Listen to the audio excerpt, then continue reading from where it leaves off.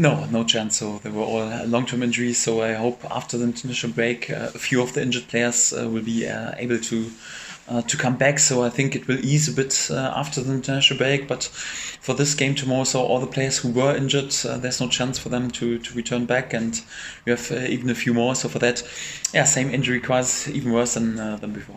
While Fährmann is not capable to play tomorrow, so he's out with a groin injury, so no chance for him to return. He was already a major concern after the last game.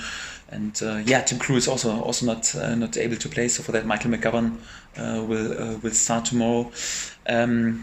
Also Grant Hanley will be out tomorrow because he got a setback with his groin injury. So he was alright for 2 weeks, but since Wednesday he felt again some problems. We tried everything and tried to bring him today on the training pitch, but there was no chance for him to handle the load, and for that.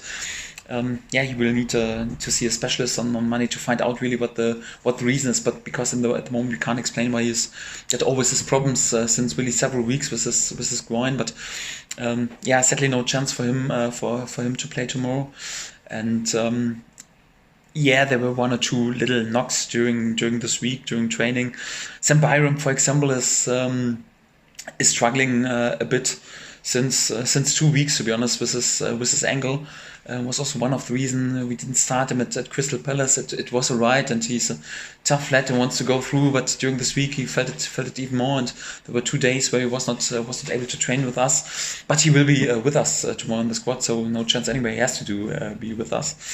And there's a little doubt, little question mark behind Todd Cantwell. He had got some hamstring problems. He was out Wednesday and Thursday. Returned back today on the training pitch. It looked alright. We have to wait a bit how his body reacts, but I hope to have him available for tomorrow. But that's the latest news. Yes, he will be with us, and he has a good chance to play tomorrow. And it's just a ligament damage, so nothing broken. It is painful, but with a tape or whatever. So we'll find some solutions that he will be on the pitch tomorrow. And he's also a tough lad and tries everything. And it's a good news because he was also, of course, a major concern of the last game. But he will be available for tomorrow. Yes, he will be ready. So we totally trust him. I think it's Michael's first league appearance since nearly 3 years or something like this. But he's so professional. I praise him a lot in recent weeks. I don't have to repeat it again. We totally trust him, and he will be right tomorrow. Yeah, he will need surgery during the international break. We'll do it quite quick during next week because there's a hernia problem. He's struggling since the last international break, if I'm honest. And we didn't speak so far about it because we had so many injured players. And my feeling was it's not necessary to mention it even more. And we had to be unbelievably careful in the last 4 weeks, so he was not able to stand the whole load during the training week. So there were always 2 or 3 days where we calmed his load a bit down. He has also to play with some painkillers, but we have no other centre backs at the moment, and for that he has to go on. I'm pretty thankful that he was willing to go further on during this tough spell. And right now I'm pretty sure Ben is a tough guy. He can also go through the next 3 days, and for that he will be available tomorrow. And then on Monday or Tuesday we'll get surgery.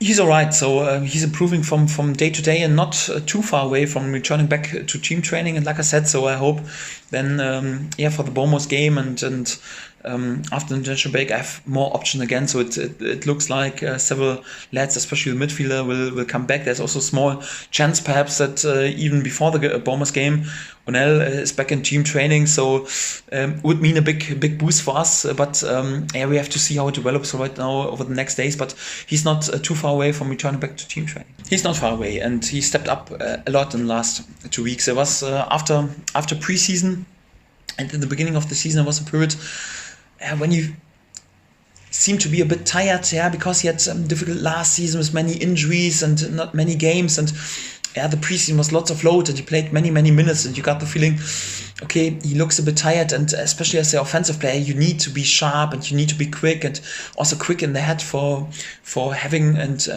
taking the right decisions. And also for his game, he needs to be there pretty mobile and to be brave in this 1-against-1 situation. And when you're a bit tired, so it's difficult to perform on this level. But my feeling was like in the last 2 weeks he improved from day to day during training, also in the game. So he didn't get too much game time, but more like also last game 15 minutes, so he looked pretty sharp, and he's improving and not far away, that's for sure. I always appreciated the work Dean has done, so already at Brentford and also at Villa, because I like his philosophy, I like their approach and what he's done, and I'm full of respect what he has achieved at Brentford and also at Villa so far. And of course it's slightly different because they were pretty much possession-based side in Championship level. It's also for them not that easy to bring this in each of the game on the pitch, especially because they also have to involve several new faces right now. It's also sometimes not an easy task, but I'm full of respect of his work and what he's achieved, and they stick to their principles, and it's always a good basement in order to be successful also in the longer term.